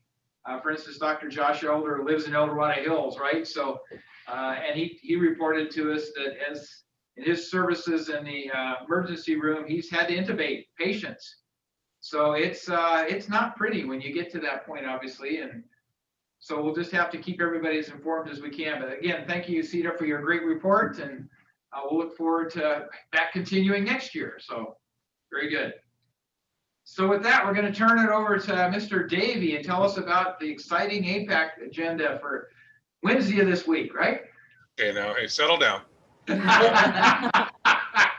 Hey, we're hoping to have a pretty compact meeting. It's the last meeting of the year for us as well. We are doing it via Zoom, as we've done since, I want to say since May or June. We will have a guest speaker. It'd be Jerry Barton. He's the senior transportation planner from the El Dorado County Transportation Commission. And he's going to be explaining some of the nuances of how the Transportation Commission is kind of carved out from the county back in the 90s, and what their primary function is and what they do. But he's also going to be talking about the El Dorado Hills Business Park Transportation Plan that they've been doing some late work on right now. And then the other part of his discussion would center on the 2020 active transportation plan in terms of pedestrian and bicycle facilities. We're talking about El Dorado Hills, but they do it for the entire county, but we're really going to drill down for El Dorado Hills. We have one project that it's a notification. We're not taking an active review yet. It's a design review project on Latrobe Road. It's the Latrobe Road R&D complex, and it's right next to the mini self-storage right there in Monteverde Lane or Way, I can never remember. But it's on the east side of Latrobe Road right there, and it's 5 buildings that they have an approved usage right now for R&D, and so it's a project. Lee Mansour is going to come and just give us a real quick highlight of it. No detail yet. It's early on for him in that project. And then we might have 1 or 2 project status updates. And then the last item would be our officer election for 2021. And then we'll resume our meetings again in January, like the community council does. I talked to the CSD, in November, and at that time they were working on a plan. They thought maybe we could probably get some in-person meetings in if they had the protocols in place. And then, the room's big enough at the pavilion, but I'm pretty sure that's out the window for right now. We're just, in fact, when I talked to Kevin, we didn't even reserve the rooms until they're ready to start talking about that. So there'll be virtual meetings going forward, and 7 o'clock on Wednesday.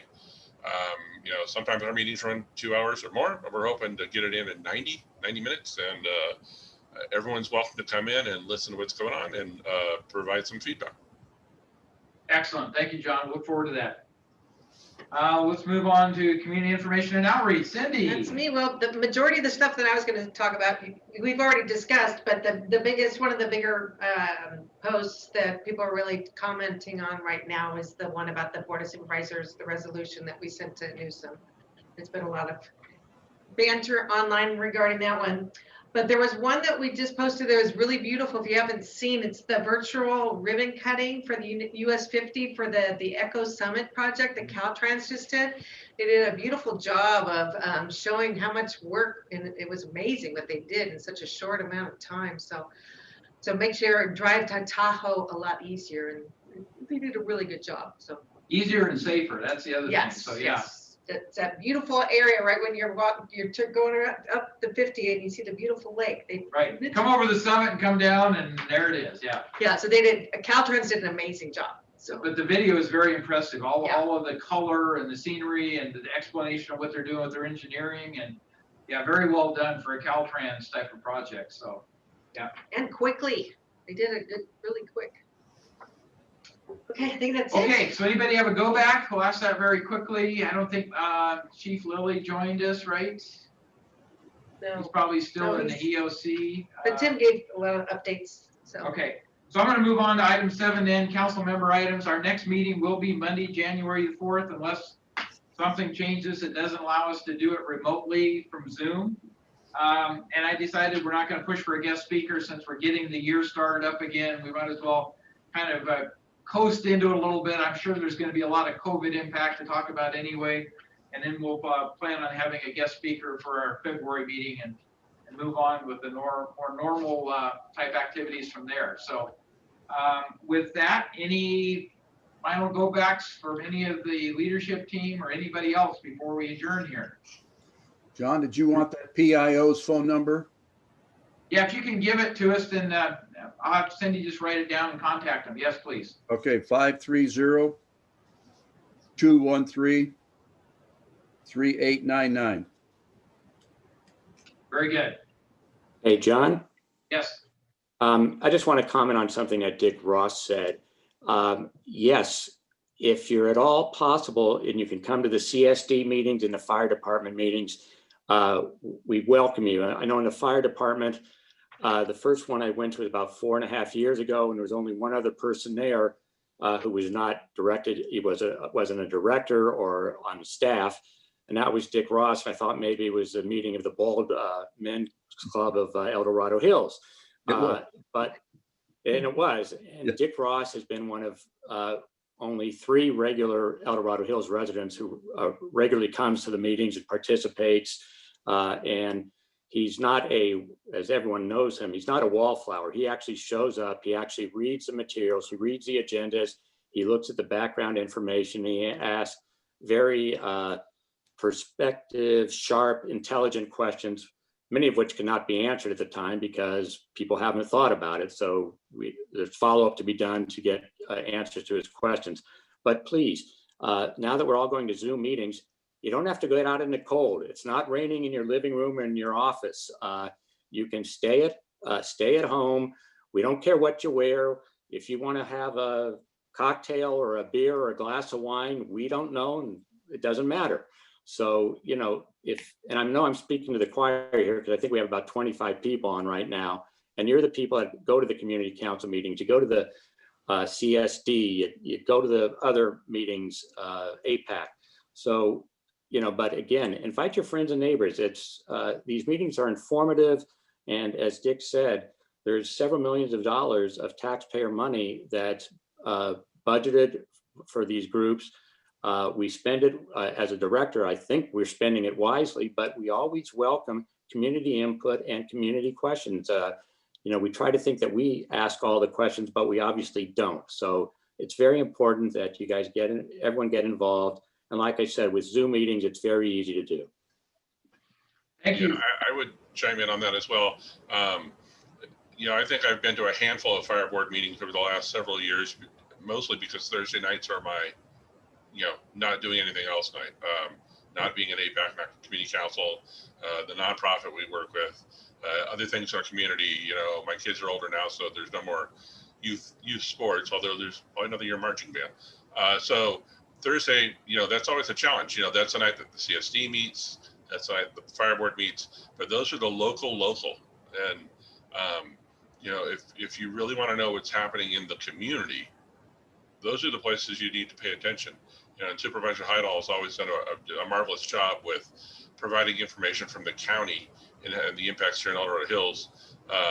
But the local, you know, that you should probably be paying attention to, that's where it's at. And the Zoom, it really does make it a lot easier. It's unfortunate, you know, that we've come to that because of this pandemic, but, you know, let's find something to polish up and make it positive. So you know, it's a wonderful opportunity. Very good. So last call. Anybody else? Go ahead. Waving goodbye. If I can push my buttons right, I just wanted to reiterate and not really just completely repeat what everybody said, but to agree, support that. Wish everybody a happy, safe holiday, Merry Christmas, be with your family, be with your loved ones. We will all get through this. Next year will be a year of renewal. Thank you for that. Appreciate it. All right, with that, we're adjourned. It took a little over 2 hours, but I think we did really well this evening. So thank you all. And again, have a Merry Christmas, Happy Holidays, and be safe. Bye. Bye. Merry Christmas. Thank you, Tim. You're welcome, Dick. Later. Yes.